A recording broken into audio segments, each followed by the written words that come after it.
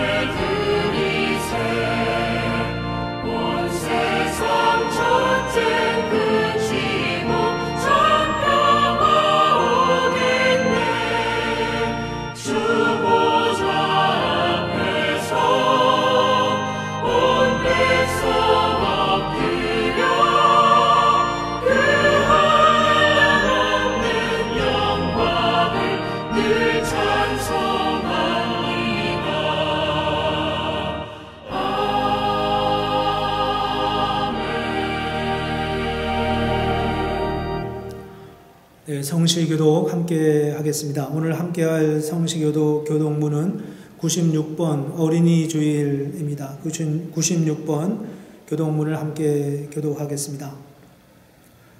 보라, 자식들은 여호와의 기업이요 태의 열매는 그의 상급이로다.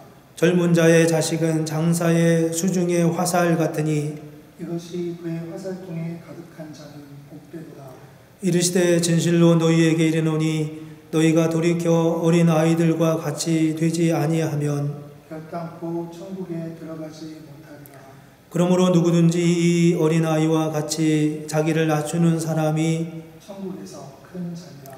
또 누구든지 내 이름으로 이런 어린아이 하나를 영접하면 곧 나를 영접하니 또 아비들아 너희 자녀를 노엽게 하지 말고 오직 주의 교훈과 훈계로 양육하라.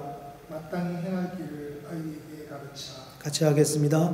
그리하면 늙어도 그것을 떠나지 아니하리라. 아멘. 다 같이 참회의 기도를 드리겠습니다. 자비로우신 하나님 아버지, 이 시간 주님 앞에서 우리 자신을 돌아보며 참회의 기도를 드립니다. 우리는 말로 다 표현할 수 없는 하나님의 사랑을 받았지만 그 사랑에 걸맞게 살지 못했음을 고백합니다. 주님의 은혜가 참으로 크지만 그 은혜의 크기를 감히 측량할 수 없지만 우리는 그 은혜를 아주 사소하게 생각하며 살았던 우리의 모습을 이 시간 돌아봅니다. 죄 가운데 구원받은 것을 알면서도 마치 의인인 양 행세했었습니다. 사소한 일들 속에서 하나님을 부인하고 하나님이 안 계신 것처럼 살아왔습니다. 하나님께서 보지 못하시는 것처럼 여기며 행동했었습니다. 하나님께서 듣지 못하시는 것처럼 생각하며 말하기도 했습니다. 하나님이 느끼지 못하시는 분처럼 취급하며 거친 말로 다른 사람에게 상처를 주기도 했었습니다. 마치 모든 것을 다 아는 양 행세하며 우리 자신을 향해 주시는 주님의 음성에 귀를 기울이려고 하지 않았던 적도 참으로 많이 있었음을 고백합니다. 주님, 이러한 우리의 모든 죄를 용서하여 주시옵소서. 이제 하나님과 나만이 아는 죄를 주님 앞에 고백하겠습니다.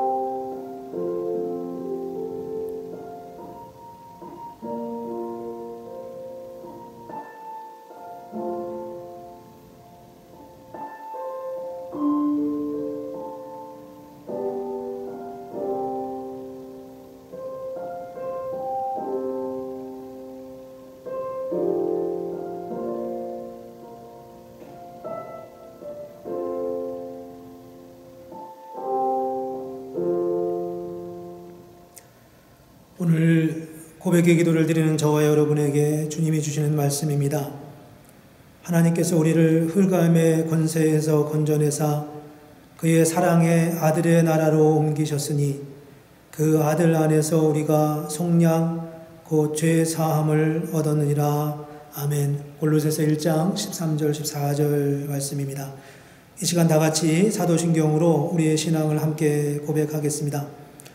전능하사 천지를 만드신 하나님 아버지를 내가 믿사오며 그 외아들 우리 주 예수 그리스도를 믿사오니 이는 성령으로 잉태하사 동정녀 마리아에게 나시고 본디오 빌라도에게 고난을 받으사 십자가에 못 박혀 죽으시고 장사한 지 사흘 만에 죽은 자 가운데서 다시 살아나시며 하늘에 오르사 전능하신 하나님 우편에 앉아 계시다가 저리로서 산자와 죽은 자를 심판하러 오시리라.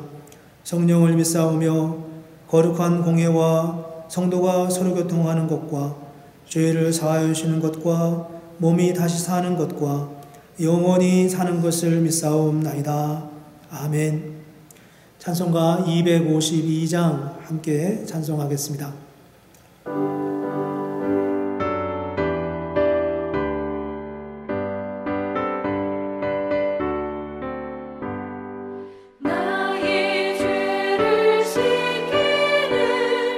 예수의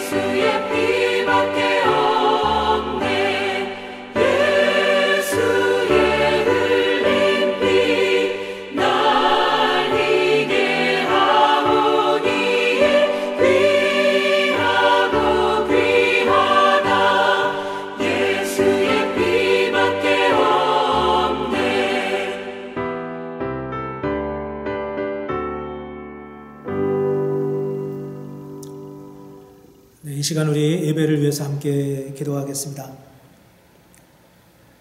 우리의 아버지가 되시는 하나님, 하나님의 무한한 은혜와 사랑을 감사합니다. 우리를 그리스도 안에서 구원하시고 죄의 용서와 의롭다 하심을 얻게 하신 하나님의 그 무한한 사랑을 감사합니다. 또한 우리를 하나님의 자녀 되게 하시고 영생의 소망을 주심도 감사합니다. 이 놀라운 은혜에 오늘 우리가 이 예배 가운데 주님께 영광을 돌려오며 우리의 마음을 다하여 예배하게 하시오니 하나님 모든 영광과 찬양을 주 앞에 올려드립니다.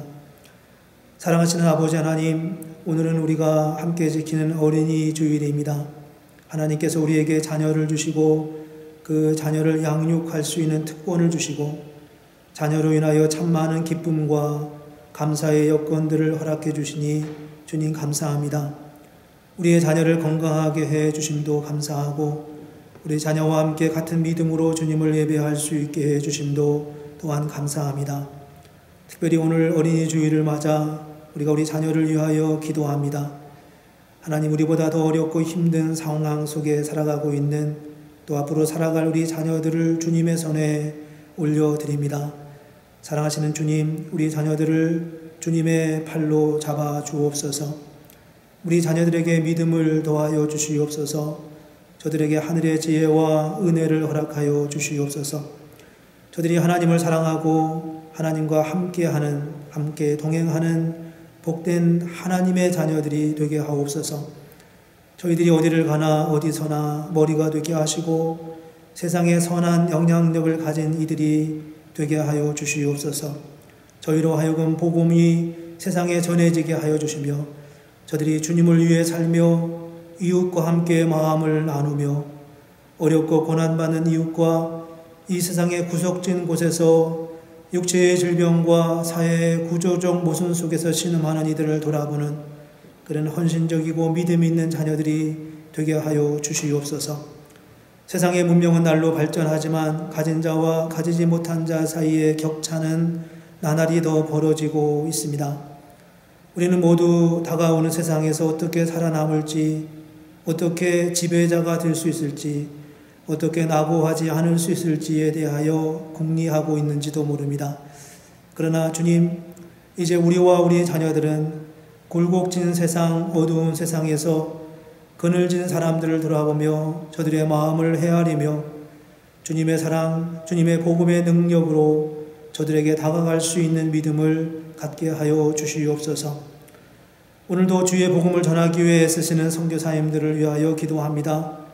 여전히 폐쇄된 상황에서 자유롭게 복음을 들을 수 없는 북한의 우리 동족들을 돌아보아 주시옵소서. 저들에게 주님의 은혜와 위로하심을, 저들에게 복음의 능력을 허락하여 주옵소서. 한국과 미국을 돌아보시며 유럽과 아프리카와 남미와 오세아니아와 오대한 육대주 모든 나라와 주의 백성들을 위로하여 주시고 복음의 역사가 이 마지막 시대에 다시 한번 놀랍게 일어나게 하여 주시옵소서. 하나님 아버지, 오늘 우리 교회 성도들을 위하여 주님 앞에 기도합니다. 물질로 인해 고난받는 이들, 신앙의 갈등으로 구원의 확신이 없으므로 삶의 어려움 속에서 하나님의 은혜를 간절히 소망하는 여러 기도의 제목을 가지고 주 앞에 예배하는 이들을 붙잡아 주시옵소서. 시험 기간 중인 대학부와 청년부 학생들에게 지혜와 건강을 주시고 저들의 학업과 진로의 문도 열어 주옵소서. 오늘 우리가 마음을 모아 주님 앞에 예배를 드립니다. 예배 가운데 주님께 영광을 돌리게 하시며 설교자를 통해 주시는 주님의 말씀에 큰 은혜와 도전이 있게 하여 주시옵소서. 말씀을 사모하고 간절한 마음으로 그 말씀을 듣고 주님의 뜻을 깨달으며 바르게 응답하며 승리하는 삶을 살아가는 복된 주의 자녀들이 되기를 하나님 간절히 원하오며 이 모든 말씀을 예수님의 이름으로 기도합니다. 아멘.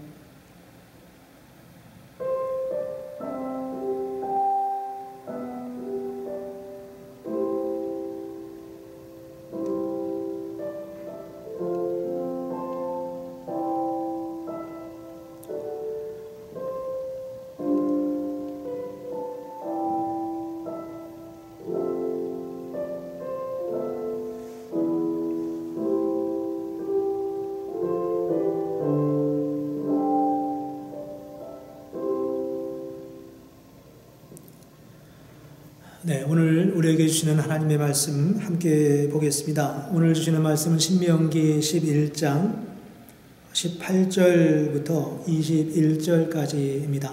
신명기 11장 18절부터 21절까지 우리 함께 한 목소리로 같이 봉독하겠습니다. 이러므로 너희는 나의 이 말을 너희의 마음과 뜻에 두고 또 그것을 너희의 손목에 매어 기호를 삼고 너희 미간에 붙여 표를 삼으며 또 그것을 너희의 자녀에게 가르치며 집에 앉아 있을 때에든지 길을 갈 때에든지 누워 있을 때에든지 일어날 때에든지 이 말씀을 강론하고 또 내 집 문설주와 바깥문에 기록하라. 그리하면 여호와께서 너희 조상들에게 주리라고 맹세하신 땅에서 너희의 날과 너희의 자녀의 날이 많아서 하늘이 땅을 덮는 날과 같으리라. 아멘. 네, 성도 여러분 반갑습니다. 오늘 5월달 첫째 주일 어린이 주일을 맞아서 우리 함께 예배하고 또 하나님 주시는 말씀을 함께 나누게 되었습니다. 다음 세대를 이어갈 우리 자녀들이 믿음 안에서 건강하게 잘 자라가는 것은 우리의 영원한 우리 아주 간절한 소원이고 또 소망이 아닐 수가 없습니다. 우리 믿음의 선조들이 이어받은 전해주신 그 귀한 신앙이 이민 사회 속에서 어떻게 우리 다음 세대에게 잘 전해줄 수 있을까 많이 고민하고 또 4,000개 넘는 우리 미국에 있는 많은 이민교회들이 함께 고민하고 또 함께 해오는 그런 숙제이기도 합니다. 이런 과정 속에서 우리가 이제 많이 고민을 하고 또 오늘 5월 첫째 주일 어린이 주일 예배로 주님 앞에 예배하는데 마침이 아니라 어떻게 표현해야 될지 모르겠습니다. 지난 주일에 우리 교회 학교를 담당하신 양평화 전사님께서 사임을 하시고 이제 아마 곧 한국으로 들어가시게 됩니다. 이런 상황이 되고 이제 이번 주부터 어떻게 우리가 교회학교 예배를 드리나 이런 의논을 하고 교회학교 우리 부장 집사님들을 통해서 준비돼서 오늘 예배를 드리게 됩니다. 그래서 이제 더 많이 생각하게 된 것 같아요. 5월달까지 같이 계셨으면 더 좋았을 텐데 그러지 못해서 아쉽긴 하지만 이런 상황이 되면서 과연 우리가 이 흔히 말하는 이 다음 세대를 우리가 어떻게 믿음으로 양육할까 이런 고민을 우리가 더 하게 됩니다. 출애굽 세대는 1세대는 실패하고 2세대가 가나안에 들어가게 되지 않았습니까? 그걸 성공과 실패라고 표현하기는 좀 어폐가 있을런지 모르지만 어쨌든 지금은 좀 반대 상황이 될 것 같은 이런 안타까움과 아쉬움이 우리에게 있습니다. 물론 우리가 잘 알지 못하지만 사실은 우리의 다음 세대도 굉장히 뜨겁게 자라가는 측면이 있습니다.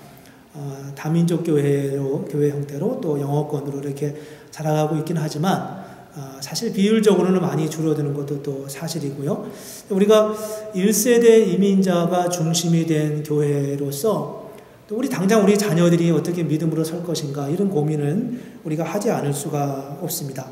그런데 지금 이제 우리 교회가 놓여 있는 이 상황이 아주 놀랍게도 우리가 과연 우리의 다음 세대, 우리 자녀 세대를 어떻게 양육하고 어떻게 세워가야 하나 이런 고민을 많이 할 수밖에 없는 그런 상황이 됐고 어떻게 보면 오늘 저는 개인적으로 하나님의 답이 이거다. 그걸 그게 전부다라고 말할 수는 없지만 그래 이 사실이 이게 하나님이 우리에게 주신 메시지가 아닐까 이런 묵상을 저는 지난 한 주간 같이 나누었습니다. 그걸 이제 오늘 이제 한마디로 말하라고 한다면 우리 자녀 세대, 우리 다음 세대에 대한 교육은 물론 교회가 책임을 지고 감당해야 하지만 그보다 더 중요한 존재는 부모라는 것입니다.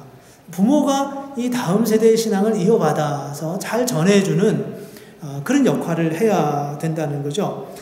이건 교회의 책임을 그냥 부모에게 넘긴다 그런 의미는 전혀 아닙니다. 그런 의미는 아니지만 우리는 이제 의도치 않게 한국 교회가 많이 성장해 가면서 또 한국 교회가 이렇게 시스템도 잘 갖춰지면서 교회가 그런 교육에 대한 신앙 교육에 대한 상당히 많은 부분들을 감당했습니다. 그러면서 이제 우리도 모르는 사이에 부모님들은 그 자녀 교육에 대한 어떤 직접적인 책임에서 우리도 모르는 사이에 뒤로 일보 후퇴한 느낌이 있다는 거예요. 뭐 그게 의도적인 건 물론 아니었지만 교회는 자꾸 부담을 많이 갖고 자꾸 책임을 많이 갖고 있지만 그에 비해서 부모는 교회가 알아서 하겠지 이런 쪽으로다가 우리도 모르는 사이에 이렇게 가버렸죠. 그래서 이제 많은 이제 대도시의 교회들은 교회 학교 시설이 잘 되어 있고 교회 학교의 시스템이 잘 되어 있는 교회를 찾아가는 그런 경향이 당연히 너무 마땅히 생기게 되기도 했고요. 이제 우리는 이제 뭐 그런저런 상황들이 아니지 않습니까? 이제 그러다 보니까 우리가 과연 여기서 좀 하나님의 뜻이 뭐지? 이런 생각을 우리가 하죠. 하나님은 어떻게 우리를 인도하실 것이? 이런 고민을 우리가 하게 되는 거죠. 이제 코로나 이 바이러스 사태가 일어나면서 우리가 예배를 이렇게 온라인으로 드리기 시작하면서 저는 개인적으로도 그런 고백을 하고 또 그런 말씀을 우리 설교 중에도 많이 나눴지만 저는 이게 꼭 어떤 불행한 사건이라고만은 생각하지 않습니다. 물론 생명을 잃거나 어려움 당하는 분들에 대해서는 뭐 말할 수 없이 우리가 그 아픔을 우리가 뭐라고 이렇게 헤아릴 수 없지만 전체적인 면에서 봤을 때 이런 어떤 세상에서 일어나는 이런 아주 재난이죠. 이거 재난 중에도 큰 재난이죠. 이런 재난을 통해서 하나님은 우리에게 무엇을 주시려고 하시는가 이런 메시지를 끊임없이 들어야 된다는 거예요. 그래서 이런 상황에서 우리가 주저앉을 게 아니라 낙심할 게 아니라 과연 하나님이 이 상황에서 주님의 뜻은 무엇입니까? 주님이 우리에게 주시는 메시지는 무엇입니까? 이렇게 질문할 수 있어야 된다는 거죠.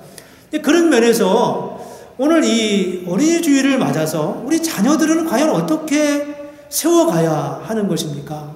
이런 질문을 우리가 던져야 되죠. 우리 전사님은 사실 5월까지 계실 상황이었는데 이르러도 근데 지금 이제 학교 수업이 다 끝나고 그래서 뭐 여기 있으셔도 뭐 위험하기만 하죠. 그래서 가시게 됐고 그나마 한 달이 더 줄어들게 되었죠.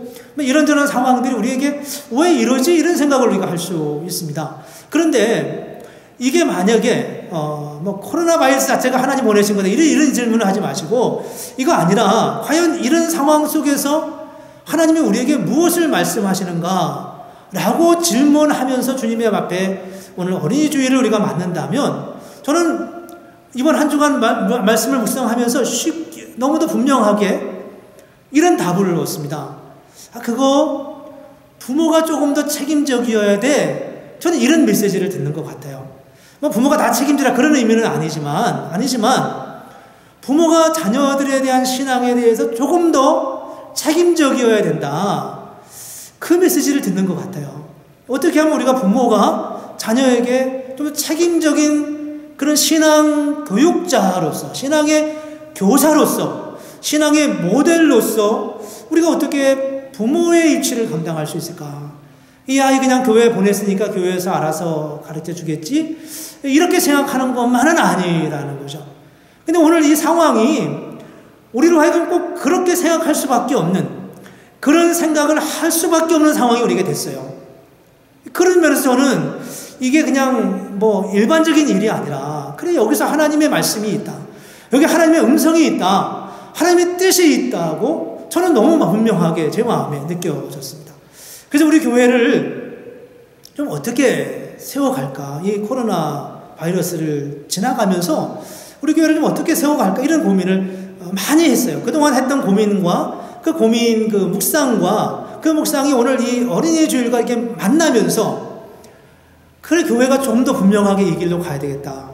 그런 생각을 하게 되었습니다. 그게 뭐냐 하면 우리의 신앙 훈련입니다. 오늘 본문에 보면 그런 말씀을 하시잖아요. 16절, 18절부터 이제 이렇게 말씀이 나와 있는데 19절에 보면 이렇게 말씀합니다. 또 그것을 너희의 자녀에게 가르치며 또 그것을 너희 자녀에게 가르치며 집에 앉아서 있을 때에든지 길을 갈 때에든지 누웠을 때에든지 일어날 때에든지 이 말씀을 강론하고 라고 말씀합니다. 가르치고 강론하라고 말씀하고 있어요. 여러분의 자녀가 하나든 둘이든 셋이든 여러분 자녀가 엄마 아빠 오늘 성경 좀 가르쳐 주세요 라고 무릎 앞에서 앉으면 그 아이들에게 10분, 20분, 30분 그래 내가 오늘은 하나님에 대해서 말씀할게. 내가 오늘 성경이 어떻게 구성되어져 있는지 내가 알려줄게. 내가 오늘 이스라엘의 역사에 대해서 말해줄게. 이렇게 하면서 10분, 20분, 30분씩 말할 수 있겠냐는 거예요. 그냥 강론하다라고 하는 것은 우리 식으로 표현하면 강의하다 그런 뜻 아니겠어요? 길을 걸을 때든지 아이의 손을 잡고 길을 걸어가면서 아빠 나는 오늘 어제 기도하면서 성경 보면서 이런 말씀을 봤는데 그 의미가 뭐예요? 라고 질문하면 그거는 사실 이런 거야. 구약에는 이렇게 되어 있고 신약에는 이렇게 되어 있어. 이렇게 하면서 말할 수 있냐는 거죠. 그렇게 자녀에게 말씀을 가르칠 수 있어요. 가르치라 이렇게 말씀하고 있습니다. 물론 구약 시대에는 회당이라는 게 있었어요. 유대인들에게는 지금도 물론 회당이 있죠. 회당은 지금 우리로 말하면 교회와 기능적으로 상당히 유사한 그런 유대인들의 모임이죠. 그 회당에서 그들은 가르쳤고 공식적인 교사가 물론 있었습니다. 그렇지만 그보다 훨씬 더 이전에 하나님은 그 말씀을 가르치는 그 권위와 특권을 부모에게 주셨다는 거예요. 부모가 제1차적인 말씀을 가르치는 특권과 기회와 책임과 권한을 주셨던 거죠. 19절에 또 그것을 너희 자녀에게 가르치며 집에 앉았을 때에든지 길을 갈 때에든지 누워있을 때에든지 일어날 때에든지 이 말씀을 강론하고 라고 말씀하고 있습니다. 우리가 그런 성경이 본래 말씀하시려고 하셨던 본래 우리 다음 세대를 위해서 힘써야 될 자리가 어딘가 그것은 바로 부모의 성경 교사가 되는 그런 부모가 되는 것입니다. 근데 오늘 이제 코로나 바이러스의 상황이 되고 또 우리 또 양 전사님도 정말 아쉽게 정말 신실하게 사역하셨는데 아쉽게 또 사임을 하시고 한국으로 가시게 되고 이런 상황이 되던 참에 이제 바로 어린이 주일을 맞은 거예요. 그 이제 어린이 주일을 맞아서 우리가 어떻게 하나님 앞에서 우리 자녀들을 잘 양육할까라고 생각할 때 이 코로나 바이러스 상황과 이런 우리 교회적인 상황은 우리가 어떤 면에서 성경이 말씀하는 본래의 자리, 본질적 자리로 돌아가는 그런 기회가, 그런 찬스가 됐다는 겁니다. 그래서 오늘 우리는 이런 고민을 해야 합니다. 우리가 어떻게 교사가 될 수 있지? 우리가 어떻게 우리 자녀를 양육하고 자녀를 기를 수 있는 그런 사람이 될 수 있을까? 그런 생각을, 그런 고민을 우리가 해보지 않을 수가 없습니다. 우리는 사실 이런 부분에서 참 많이 고민할 필요가 있습니다. 우리 이제 자녀들을 키우면서 그러지 않습니까? 자녀들은 믿음으로 잘 성장하기를 원하는 마음은 부모에게 다 있습니다. 다 있는데, 다 있고, 또 한 가지는 우리 자녀가 좀 세상적으로 좀 성공을 했으면 좋겠다. 이런 마음도 거의 대부분의 부모님들에게 다 있어요. 믿음으로도 잘 성장하고, 그리고 세상적으로도 잘 성공해서 그것으로 하나님의 영광을 위해 살았으면 좋겠다. 이런 생각을 하죠. 그리고 이제 어린아이들이, 자녀들이 교회에서 뭘 배우고 이제 굉장히 순박하게 성경 그대로 믿고 오면 부모님들이 항상 자녀들한테 흔히 이제 하는 말들이 있습니다. 그 말이 뭐냐 하면, 성경을 다 믿으면 안 돼. 이런 이야기를 노골적으로 하지 않지만 어떤 면에서 이제 가끔 그런 얘기를 하는 경우가 있습니다. 그런 경우가 있는, 교회에서도 이제 그런 말씀을 우리가 들을 때가 있고요. 여기에 우리의 이제 모순이 있습니다. 우리의 균형 잡히지 않은 믿음이죠. 물론 하나님은 우리가 하나님의 신실한 사람이 되고 또 세상적으로도 우리 지난 몇 주 동안 우리 말씀 나눈 것처럼 하나님은 우리가 번영하고 번성하기를 원하십니다. 그렇지만 그 세상에서 우리 자녀가 잘 되는 것은 하나님의 말씀과 하나님의 온전한 사람이 됨으로 인하여서 가능해진다. 그게 바로 성경에서 말씀하는 본질 아니겠어요? 이스라엘민족이 가나안에 들어가면 너가 내 말씀에 순종하라. 그러면 내가 젖과 꿀이 흐르는 땅에서 너희를 번성하게 하리라. 이게 우리가 지난번에 나눈 말씀 아닙니까? 말씀에 순종하라. 그리하면 하나님이 번성하게 할 거다. 근데 우리는 뭐라고 생각하냐 하면 하나님의 사람이 돼야 된다. 근데 말씀만 가지고는 안 된다. 이런 식으로 말하고 가르친다는 거죠. 근데 우리가 이제 부모가 교사가 됐을 때 우리가 어떻게 하나님 앞에서 바른 교사가 될 수 있겠습니까?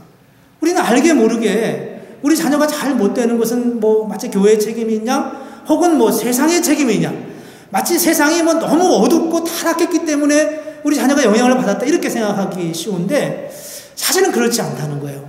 우리가 어떻게 우리의 믿음과 우리의 삶 그리고 내 믿음과 우리 자녀의 삶이 일관성 있게 한 라인 안에서 잘 정리될 수 있을까 이런 고민을 해야 됩니다.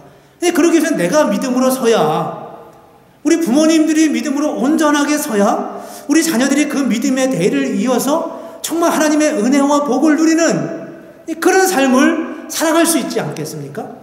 그러면서 결국 자녀의 문제는 뭐 어떤 다른 뭐 교회 기관의 문제가 아니라 교회 사이즈의 문제가 아니라 교회 시스템의 문제가 아니라 뭐 내 문제다라고 생각하면서 출발해야 된다는 겁니다. 이 부모의 신앙이 얼마나 영향을 많이 주는지 이 성경 속에서 우리가 많이 볼 수 있어요. 물론 부모가 신실했다고 자녀가 항상 잘 되는 것도 아니에요. 신실한 것도 물론 아닙니다. 이 부모 자녀가 잘 됐다고 또 그 다음 세대가 꼭 믿음으로 서는 것도 아니에요. 그건 정말 하나님의 은혜가 아닐 수 없습니다. 은혜로만 되는 거예요. 대표적으로 이제 그런 부정적이라고 표현한 건 좀 그렇고요. 좀 이렇게 우리 기대와 좀 다르게 역사하는, 바뀌어지는 역사가 있는데, 그 대표적인 사람이 이제 히스기야입니다. 사실 히스기야의 아버지 왕과 히스기야의 아들 왕은 다 타락한 왕이었어요. 다 타락했어요. 히스기야의 아버지는 아하스라고 하는 왕이었고요. 히스기야의 아들은 므낫세라는 왕이었습니다. 둘 다 굉장히 영향력 있는 왕들이었어요. 근데 굉장히 악을 행했죠. 이 아버지 아하스와 아들 므낫세는 다 자기 자식을 그 이방신의 영향을 받아가지고 이렇게 번제로 다 태워 자녀를 이렇게 불 가운데 지나게 하는 인신 제사를 지내는 아주 하나님이 원하지 않는 그런 악을 행했던 사람들이고 이방의 신상을 들어와서 이스라엘 민족을 아주 어렵게 만들었던 사람들이 바로 히스기야의 아버지와 아들입니다. 그런데 히스기야는 민족을 구원했잖아요. 그런 면에서 보면 꼭 부모와 자녀의 관계가 꼭 그렇게 잘 이어지는 것만 아닙니다. 그렇지만 그럼에도 불구하고 부모의 신앙이 자녀에게 굉장히 많은 영향력을 미칩니다. 비록 부모가 잘하지 못해서도 자녀가 잘 되는 하나님의 사람으로 이사야 선지자의 영향을 받아서 신실하게 하나님의 일을 감당한 히스기야가 있는가 하면 부모의 영향을 받아서 이스라엘에 정말 아름다운 영향력을 미친 그런 사무엘 같은 사람도 있습니다. 여러분 사무엘에 대해 잘 알지 않습니까? 사무엘의 어머니는 바로 한나이죠. 이 한나가 아이를 낳지 못해가지고 그래서 이제 자기 그 남편과 함께 성소에 가서 성소 실로라고 하는 지역에 있는 성소에 가서 이제 기도하잖아요. 그리고 이제 거기서 하나님의 응답을 받습니다. 그리고 아들을 낳을 거라. 그러니까 응답을 받고 그렇게 해서 낳은 아들이 바로 사무엘이었습니다. 그리고 사무엘을 낳으면서 이 한나가 그런 소원을 하나님 앞에 드립니다. 하나님, 저에게 아들을 주시면 제가 그 아들을 하나님 앞에 바치겠습니다. 머리를 자르지 않고 하나님의 사람으로 온전히 그의 머리를 자르지 않으면 바치겠습니다. 이 머리를 자르지 않는다는 것은 이제 나시린으로 바친다는 거죠. 나시린은 하나님의 사람, 하나님께 드려진 사람이라고 하는 의미이고요. 그렇게 해서 이제 여러분 그 사무엘의 그림을 이제 우리가 보면 머리가 이렇게 길러진 모습을 볼 수 있는데 여자아이 같지만 그 사무엘이 그 머리를 자르지 않았기 때문에 이제 그걸 연상해서 레이놀즈라고 하는 사람이 그린 그런 그림입니다. 이 사무엘이 젖을 떼자마자 이 한나가 사무엘을 데리고 이제 엘리 그 제사장이 있는 그런 성소로 가서 사무엘을 이제 성소에서 자라도록 그렇게 합니다. 그리고 이제 사무엘이 하나님을 섬기는 그런 사람이 되게 되죠. 한나는 사무엘을 어떻게 가르쳤을까요? 사실 한나는 사무엘을 가르칠 수 있는 그런 기회도 많지 않았잖아요. 젖을 떼자마자 하나님 앞에 드려졌으니까요. 뭐 젖을 몇 살까지 먹었을까요? 요즘은 뭐 젖을 이렇게 많이 오래 먹이지 않지만 그 당시는 이제 먹을 것도 많지 않았고 대부분 먹을 수 있을 때까지 먹죠. 지금보다 훨씬 늦지만 그래도 굉장히 이른 나이에 아주 어렸을 때 이 삼손이 사람들의 말을 알아듣고 시킨 대로 할 수 있을 정도의 나이가 되었을 때 사무엘은 상당히 이른 시기에 이제 엄마 아빠를 떠나서 이제 성소에 가죠. 그곳에서 이제 이 사무엘이 하나님의 사람으로 세워지기 시작하는 것을 볼 수 있습니다. 근데 거기서 이제 그 사무엘이 혼자 성소에서 자는데 뭐 이런 말씀이 성경에 나와 있잖아요. 사무엘이 어느 날 하나님이 사무엘에게 나타나셔서 사무엘아 사무엘아 이렇게 부릅니다. 그러자 사무엘이 벌떡 일어나가지고 엘리 제사장에게 찾아가는 거예요. 그래서 엘리 제사장의 문을 두드리면서 제사장님 저를 부르셨나요? 라고 묻죠. 그러자 사무엘 엘리 제사장이 아니다 부르지 않았다 가서 다시 자거라 이렇게 말합니다. 그래서 이제 예 알겠습니다 하고서 다시 들어와서 침소에서 자는데 또 하나님이 그를 부르는 거예요. 그래서 이제 사무엘이 또 벌떡 일어나서 제사장님이 또 나를 부르셨는가 보다 이렇게 생각하고 제사장 주무시는 곳에서 가서 또 문을 두드립니다. 이렇게 하기를 이제 성경에 3번 정도 반복되고 있죠. 3번째 갔을 때 이 엘리 제사장이 눈치를 챘습니다. 하나님이 이 아이를 부르시는구나. 그렇게 알고 이 엘리 제사장이 사무엘에게 그렇게 말합니다. 다시 가서 너를 부르시거든 이렇게 대답해라. 여호와여 말씀하옵소서 주의 종이 듣겠나이다. 이렇게 말. 그래서 이 사무엘이 그렇게 알아듣고 돌아가서 자다가 하나님의 음성을 듣고 하나님의 그 놀라운 이스라엘 민족을 향한 어마어마한 계획을 이제 하나님으로부터 듣습니다. 자, 이제 다시 한나와 사무엘의 관계로 돌아가 볼까요? 한나는 사무엘을 어떻게 가르쳤을까요? 한나는 그 어린 사무엘에게 무엇을 가르쳤을까요? 하나님의 음성을 듣는 법은 가르쳐주지 못했어요. 분명한 것은. 그러니까 하나님 말씀하셨는데도 그는 엘리사장을 3번이나 찾아가지 않았어요? 그래서 성경에서 사무엘상 1장 3장 1절에 보면 그 당시는 하나님의 음성 듣는 일이 희귀하였다 이런 말씀이 있어요. 누구도 하나님의 음성을 들어본 적이 없어요. 그만큼 영적으로 암흑기였고 아주 어두운 시대였죠. 한나라고 달리 한 건 아니었습니다. 그런데 그러면 한나는 이 사무엘에게 무엇을 가르쳤을까요? 저는 적어도 3가지 사실을 발견하게 됩니다. 첫째는 한나는 사무엘에게 하나님이 살아계시다는 사실을 가르쳤습니다. 하나님이 살아계시다는 사실. 하나는 이 한 가지는 사무엘에게 아주 분명하게 가르쳤다고 나는 믿어져요. 그렇지 않습니까? 물론 한나가 사무엘에게 성경책을 들고 그것을 말로 가르쳤다는 의미는 아닙니다. 그러나 한나는 삶과 언어로 사무엘에게 하나님의 살아계심에 대하여 아주 분명하고 선명하게 가르친 것은 사실이라는 거예요. 사무엘이 태어나기 전에 이 한나 엄마가 겪었던 아픔, 그로 인해 실로에 있는 성소에 올라가서 울며 기도하던 일, 엘리사 제사장님이 하시던 그 말씀, 이런 말씀들을 사무엘에게 들려주지 않았겠어요? 한나에게 하나님은 너무도 확실하게 살아계신 분이셨습니다. 그리고 어머니의 말씀을 듣는 사무엘에게도 하나님의 살아계심은 너무도 분명했습니다. 이게 사무엘이 들었던, 이게 사무엘이 어머니를 통해 받았던 살아계신 하나님의 역사였습니다. 그뿐 아니라 하나님은 자신의 출생과 무관하지 않음을 안 거예요. 나의 출생은 하나님과 무관하지 않는 거죠. 나의 출생은 어머니의 아픔과도 무관하지 않지만 나의 출생은 하나님과 무관하지 않았음을 그는 어머니의 고백을 통해서 너무도 분명하고 확실하게 경험하게 되게 된 것입니다. 그러면 이런 질문을 우리가 한번 우리 자신에게 던져봅시다.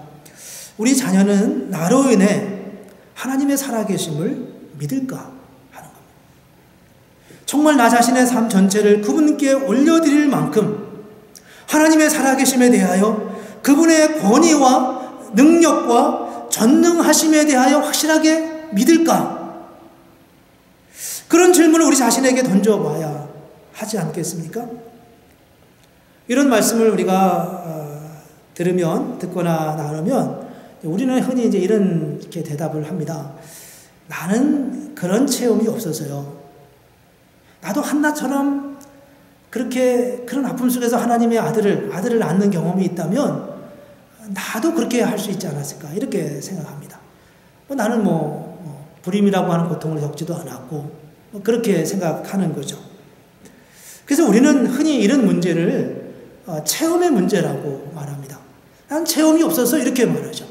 하나님은 내게 나타나신 적이 없어 이렇게 생각합니다. 그런데 사실 이 문제를 다시 한나에게로 돌아가 보죠.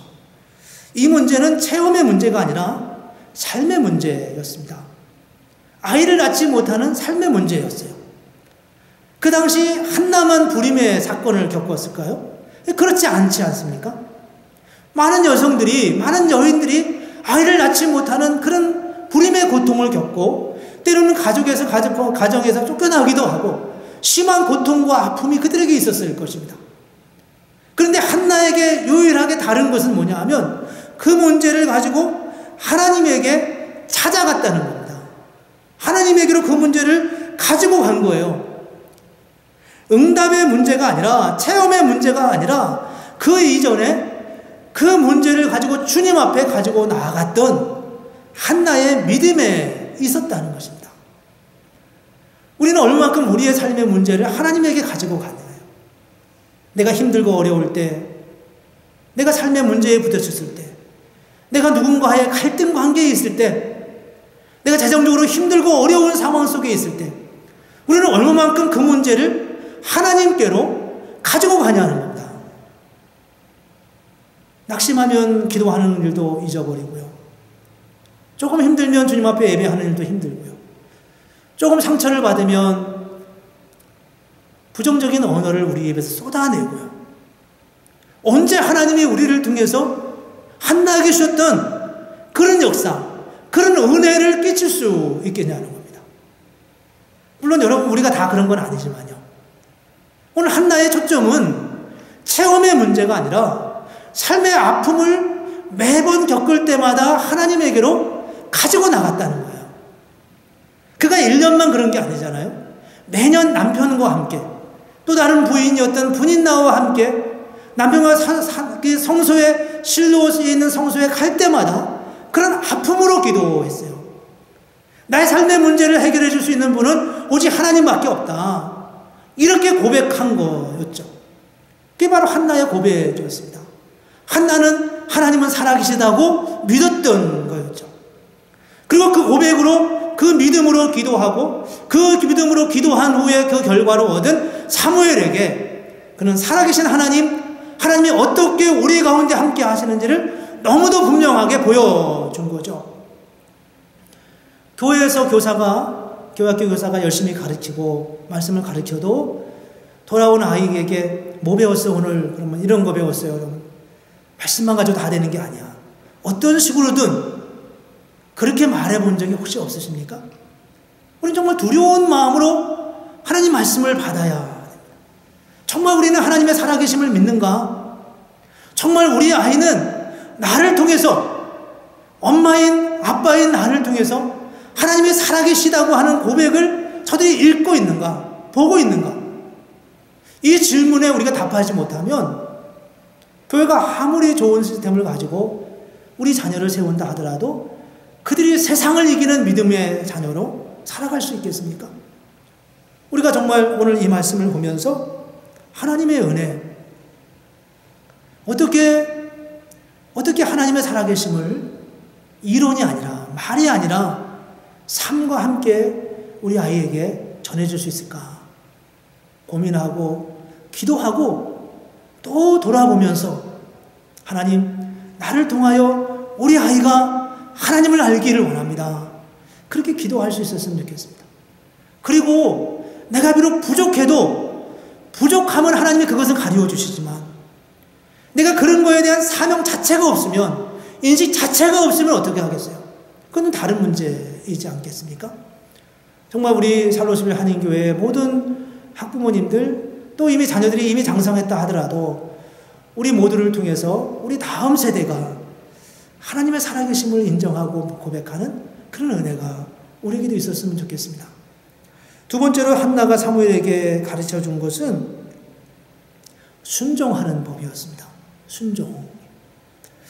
참 이것도 저는 묵상하면서 참 마음에 감동이 있었습니다. 이 한나가 사무엘을 보내면서 이렇게 말하지 않았겠어요? 뭐 그 어린아이가 가서 무엇을 했겠어요? 사무엘 가서 엘리 제사장님 말씀 잘 듣고 잘 순종해야 돼. 조금 힘들고 어려워도 말씀 잘 들어? 뭐 이렇게 말하지 않았겠어요? 그러니 엘리 제사장님의 말씀을 잘 듣는 것이 곧 하나님의 말씀을 듣는 거야. 뭐 이렇게도 말했을 것 같고요. 사실 엘리 제사장은 어떤 사람입니까? 이 한나에게는 두 가지 면이 다 보였던 그런 사람이 바로 엘리 제사장이었습니다. 한나가 사무엘상 1장에 보면은 성소에 가가지고 기도하고 있는데 엘리 제사장이 와서 뭐라고 말하나요?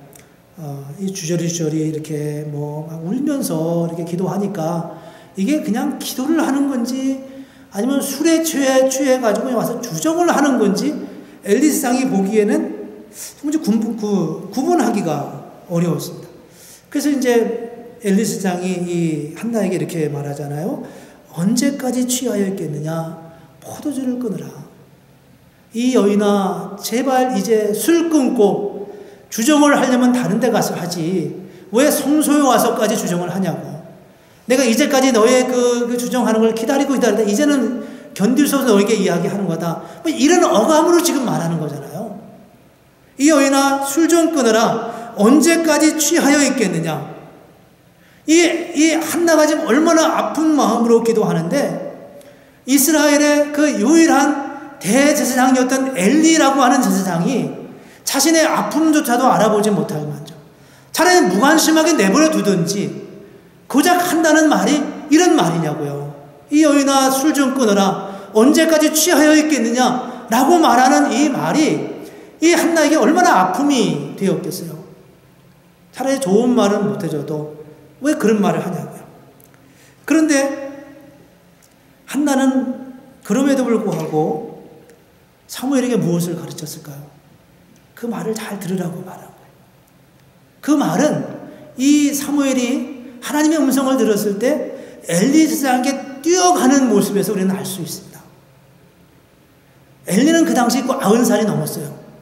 90세 전후였고 굉장히 몸이 비대했습니다. 그 당시에 뭘 먹을 게 많았겠어요? 그러나 그는 그 성소를 관리하면서 사람들이 가지고 오는 그 제사 음식들을 먹으면서 아주 비대한 몸집을 가지고 있었던 것을 짐작할 수 있어요. 그는 영적으로 무감각한 사람일런지도 몰라요. 그러나 그럼에도 불구하고 한나의 마음에 상처를 준 사람임에도 불구하고 한나는 엘리 제사장에 대하여 그렇게 생각하지 않고 사무엘에게 엘리 제사장에게 순종하는 법을 가르쳐 주었다는 겁니다. 엘리를 통하여서 하나님의 음성을 듣는 법을 가르쳐 준 거죠.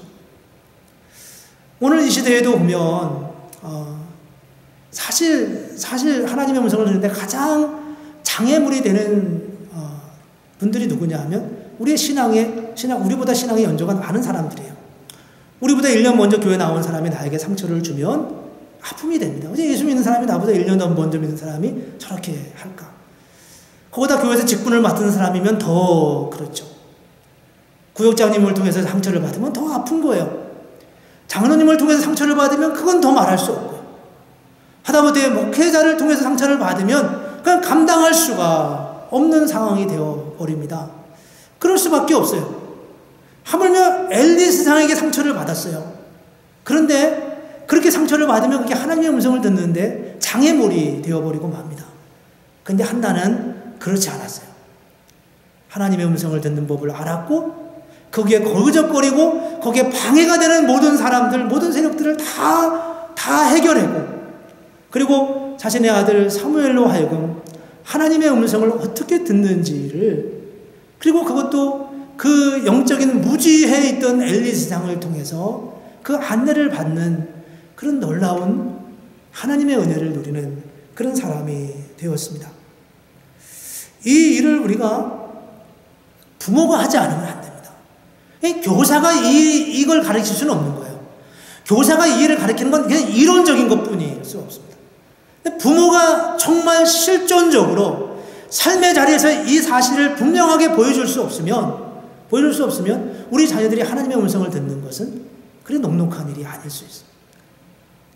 우리가 어떻게 하나님의 음성을 들을 수 있을까요? 우리 성도님들 앞에는 하나님의 음성을 가로막는 많은 존재들이 얼마나 많이 있습니까? 그러나 그럼에도 불구하고 주님께 우리의 시선을 모으고 주님이 우리에게 주는 음성에 귀를 기울일 수 있어야 하지 않겠습니까? 저와 여러분 모두가 그런 하나님을 만나고 그런 하나님의 귀 기울일 수 있었으면 좋겠습니다. 세 번째, 한나는 이 사무엘에게 헌신을 가르쳤습니다. 이 사무엘의 나이가 몇 살입니까 도대체? 이 어린아이를 하나님께 드린 거예요. 사무엘상 1장 11절 하반절에 보면 주의 여종에게 아들을 주시면 내가 그의 평생의 그를 여호와께 드리고 삭도를 그의 머리에 대지 아니하겠나이다. 그 아이를 하나님 앞에 드립니다. 헌신하는 거, 자기 자신을 다 주님 앞에 내어놓는 거예요. 우리 자녀에게 그렇게 말할 수 있겠습니까?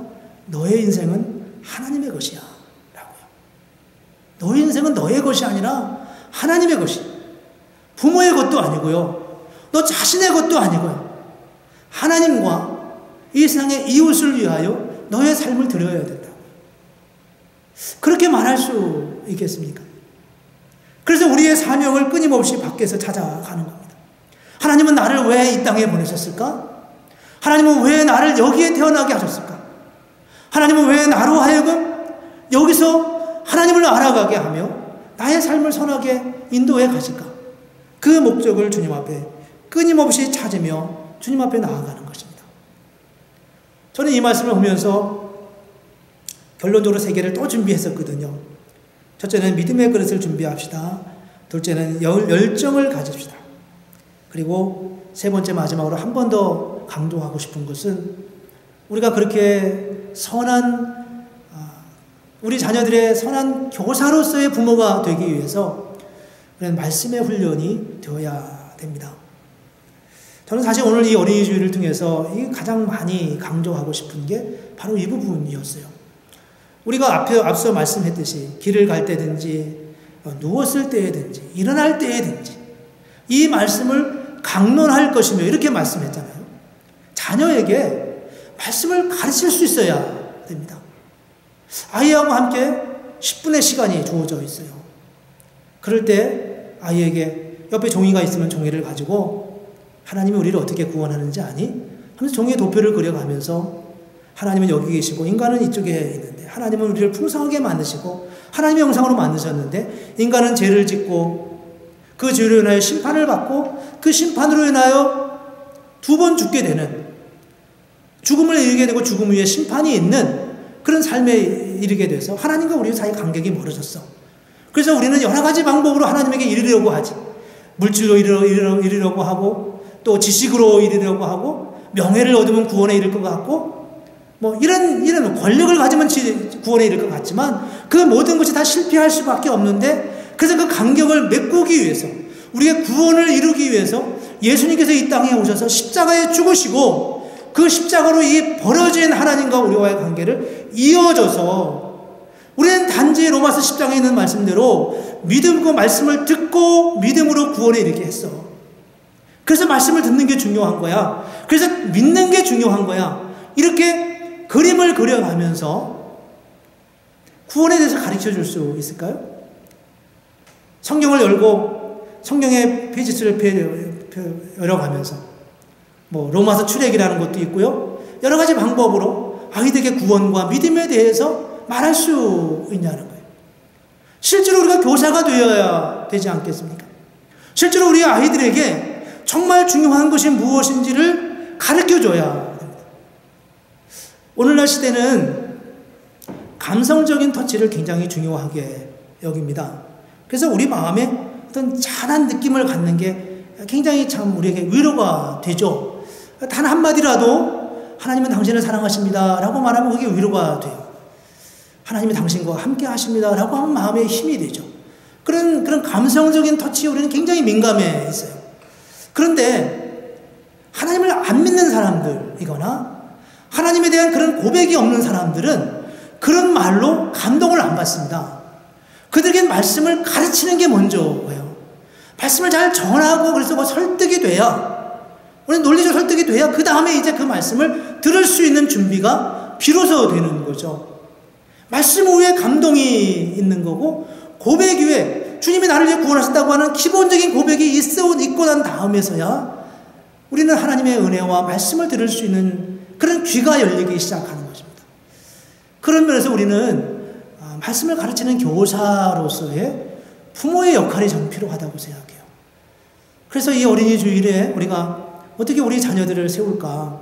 우리가 이제 또 멀지 않아 빠른 시일 안에 가능한 대로 우리 교회학교 사역자를 또 찾고 또 모시게 되겠지만, 우리가 사역자를 잘 찾는 것도 그렇게 쉬운 일이 아닙니다. 거기에 의존하는 것만이 아니라 이제는 정말 내가 우리 자녀들에게 진짜 실질적인 신앙적 영향력을 미칠 수 있는 그런 교사로 세워지기를 소원하고, 그 목적과 목표를 가지고 그러기 위해서 내가 훈련을 하자. 내가 단 5분만이라도 우리 아이들에게, 내 자녀에게 말씀에 대하여, 복음에 대하여, 구원에 대하여, 성경에 대하여, 세상에 대하여, 죄에 대하여 설명하고 말할 수 있을 만큼 그렇게 내가 훈련을 하자. 이런 마음으로 우리가 훈련하고 기도하고 우리 자녀에게 선한 영향력을 미치고, 그래서 아주 어둡고 힘든 세상이지만 그 가운데서 사무엘이라고 하는 위대한 하나님의 사람이 세워진 것처럼, 하나님 우리 아들도 우리 딸도 사무엘처럼 그렇게 하나님의 사람으로 세워지기를 원합니다. 그렇게 기도하며, 그렇게 헌신하며, 그렇게 자녀의 손을 잡고 함께 이 세상을 걸어가는 그런 승리하는 그런 하나님의 사람들, 그런 하나님의 교회가 되어야 되지 않겠습니까? 교회 학교 시스템이 부족해서 모든 게 다 망가진 것처럼, 뭐가 하나 부족해서 마치 모든 게 다 그것 때문에 안 되는 것처럼 그렇게 생각하는 게 아니라, 코로나 때문에 다 망한 것처럼 생각하는 게 아니라, 오히려 그로 인하여 더 놀라운, 더 위대한 하나님의 은혜를 누리고 하나님의 축복을 누리고 그 은혜의 자료로 나아가는 그런 하나님의 사람들, 그런 하나님의 교회가 돼야 하지 않겠습니까? 그런 마음, 그런 믿음으로 오늘 우리가 함께 기도하기를 원합니다. 그런 마음으로 우리가 하나님께 나아가고 우리 자신을 훈련하고 우리 자녀를 위해서 기도하는 그런 저와 여러분이 되기를 주님의 이름으로 축복합니다. 기도하겠습니다. 거룩하신 하나님, 오늘 어린이 주일을 맞아 우리 교회를 향하여 주시는, 우리 부모님들을 향하여 주시는, 우리 성도님들을 향하여 주시는 주님의 음성을 듣습니다. 하나님, 코로나로 인하여 또 우리 교회 학교의 부족한 현실로 인하여 우리가 안타까워하고 아파하지만, 하나님, 그러나 하나님은 이 기회를 통하여서 우리에게 더 중요한 것을 알게 하십니다. 하나님, 그것은 바로 우리 부모가 신앙의 교사가 되고 신앙의 영향력을 우리 자녀에게 선하게 미칠 수 있는 그런 하나님의 사람들, 하나님이 주시는 그런 가정을 이루어가는 것이 바로 오늘 우리에게 주시는 하나님의 문성인 것을 압니다. 아버지 하나님, 이 말씀을 붙들고 우리 자신이 말씀으로 더 훈련되며 주님 앞에 기도하는 그런 하나님의 사람들, 주님의 복 주시는 가정들, 그런 은혜가 우리 모두에게 있게 하여 주시옵소서. 우리 자녀들을 주님 앞에 올려드립니다. 우리 자녀들이 믿음 안에서 이 어렵고 어두운 시대에 하나님의 선하신 역사를 통해서 주님의 위대한 사람들로 세워져 갈 수 있도록 주님 함께 해주시기를 주님 간절히 원하오며 예수님의 이름으로 기도합니다. 아멘. 네, 감사합니다. 오늘 예배 함께 하신 여러분들에게 감사하고 또 주님의 은혜가 함께 하기를 축복합니다. 오늘 어린이 주일입니다. 우리 어린 자녀들이 말씀 나눈 것처럼 또 여러 가지 모양으로 여러분의 자녀들 가운데 하나님의 은혜가 함께 하기를 축복합니다. 코로나 바이러스, 코로나19로 인하여서 우리가 계속 예배 지금 현재 이렇게 온라인으로 드릴 수밖에 없는데, 아직은 이제 시기상조이긴 하지만 우리가 앞으로 어떻게 예배가 회복되면 드릴 수 있을지에 대해서 기도하고 또 고민하고 함께 의논을 조금씩 해나가고 있습니다. 아직은 조금 더 기다려야 될 것 같습니다. 여러분들이 또 혹시 예배가 이제 교회당 예배가 회복될 때 어떻게 했으면 좋겠는지 좋은 아이디어가 있으면 말씀해 주셔도 되고요. 같이 기도하면서 이 기회를 통해서 주님의 교회가 더 아름답게 세워져 갈 수 있기를 함께 기도하면 좋겠습니다.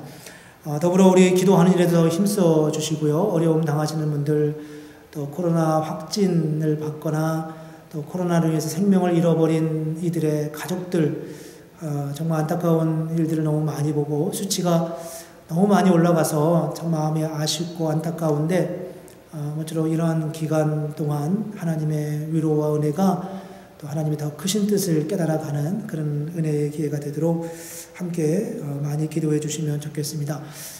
도미니카 공화국 장학생 광고를 지난주에 드렸었는데, 제가 좀 잘 준비해서 다시 드렸으면 좋겠는데, 여러분 마음에 감동되는데 함께 하실 수 있으면 좋겠고요.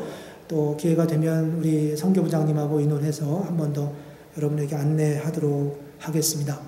오늘 예배가 마치고 잠시 점심사 하신 다음에 1시 반부터 재직회를 줌 미팅 온라인으로 함께 하도록 하겠습니다. 지난달에 우리가 했었기 때문에 훨씬 더 수월하게 하리라 생각합니다. 여러모로 우리 주변에 있는 성도님들 많이 돌아보시고 또 구역 안에서도 서로 소통하면서 서로 위해 격려하고 또 기도하는 그런 은혜가 있었으면 좋겠습니다. 하나님께서 이런 중에도 우리에게 은혜를 주시는 그런 소식들을 들으면서 참 하나님의 살아계심을 다시 느끼게 됩니다. 모쪼록 서로 많이 기도하는 그런 기회가 되기를 원합니다. 네, 그러면 우리 찬송가 560장 함께 찬송하면서 준비한 예물 헌금 주님 앞에 드리겠습니다.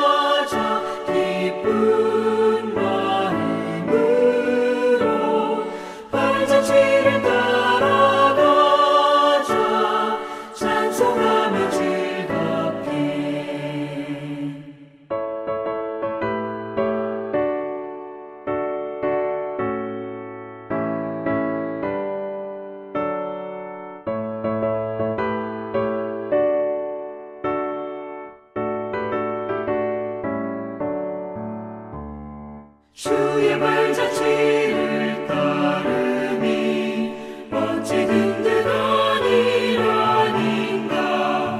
마음의 두려움은 사라져 새로운 힘 솟는다. 발자취를 따라가자 기쁜 마음으로. 발자취를 찬송하며 즐겁게. 아멘.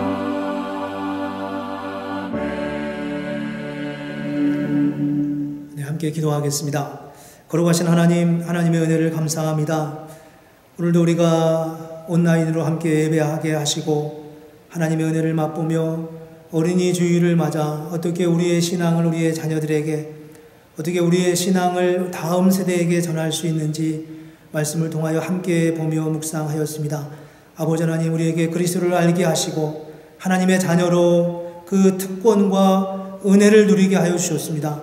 하나님, 이제 이 은혜, 이 놀라운 사랑, 이 어두움 속에서도 우리로 하여금 하나님의 사람으로 살게 하시는 주님의 그 은혜, 그 은총을 감사하며 이 시간 우리의 믿음의 고백으로 11조와 감사와 주일헌금과 여러 가지 제목으로 주님 앞에 예물을 드립니다. 하나님 아버지, 우리의 드려지는 예물을 기쁨으로 받으시고 이 예물이 주님의 영광을 위하여 귀하게 쓰여지게 하여 주시옵소서. 하나님, 주님의 교회가 재정적인 부분으로 인해 어렵지 아니하도록 하나님께서 은혜 베풀어 주시고 또 예물 드린 사랑하는 성도님들 개인과 가정과 일터 위에 하나님의 은혜와 복으로 함께해 주시기를 주님 간절히 원합니다. 세상적으로는 많이 힘들고 어렵지만 그럼에도 불구하고 주님이 공급하시는 그 은혜와 그 사랑을 누리고 체험하는 그런 복된 시기가 되게 하여 주시옵소서. 우리 가운데 여러 가지 모양으로 드리지 못한 여러 가지 이유들로 드리지 못한 성도들에게도 하나님의 동일한 은혜와 은총으로 함께해 주시기를 주님 간절히 원하오며 예수님의 이름으로 기도합니다. 아멘. 지금은 우리 주 예수 그리스도의 은혜와 하나님 아버지의 크신 사랑과 성령의 인도하시고 함께 하시는 역사가 오늘 어린이 주일을 맞아 우리의 신앙을 다음 세대에게 전하고 아름답게 잘 전수하고 그렇게 신앙의 선배로 온전하고 아름답게 서가기를 원하는 사랑하는 모든 예배자들을 위해 지금부터 영원토록 함께 하시기를 간절히 축원하옵나이다. 아멘.